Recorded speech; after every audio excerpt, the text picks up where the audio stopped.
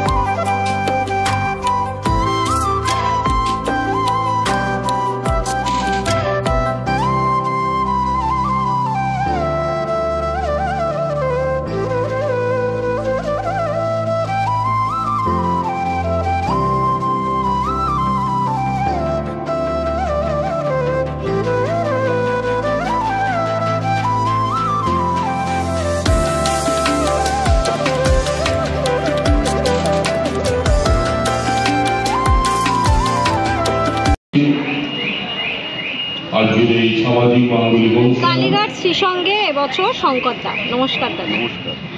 তো প্রথমেই জানতে চাইবো যে ক্লাবের সাথে ঠিক বন্ডিংটা তোমার কেমন? প্রথম বলেই আমি এবছর প্রথম এখানে পুজো করছি। চত্বরে হয়তো পুজো করেছি, এবছর প্রথম করছি। এরা সবাই আন্তরিকভাবে সহযোগিতা করছে এখনো পর্যন্ত। আশা করছি এরা সহযোগিতা করবে এবং একটা অন্য ধরনের কিছু ব্যবস্থাপনা এখানে দেখতে পাবে, সেটা আমি চেষ্টা করব। এবারে জিজ্ঞেস করবো যে এবছর এখানে কি উপস্থাপনা হতে চলেছে? না, এক্ষুনি তো এটা বলতে পারছি না। ভালো লাগবে, বিশেষ করে বাচ্চাদের ভালো লাগবে।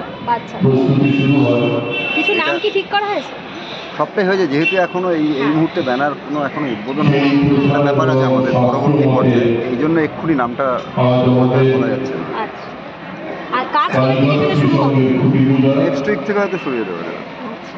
যেহেতু না রাস্তার উপরে পুজোর সময় লাগে, আগে থেকে বেশি আগে থেকে রাস্তা অসুবিধা হয়েছে। আগত যারা দর্শনার্থী তাদের উদ্দেশ্যে কি বলতে চাই? এটাই বলতে চাই যে আসুন, ভালো লাগবে, একটা অন্য ধরনের কাজ দেখতে হবে। আর প্রতিমাটা কিরম হবে? প্রতিমা একটু থিম ওরিয়েন্টেড। প্রতিমা শিল্পী দীপেন মণ্ডল, ভালো কাজ, প্রতিমা অন্যরকম হবে।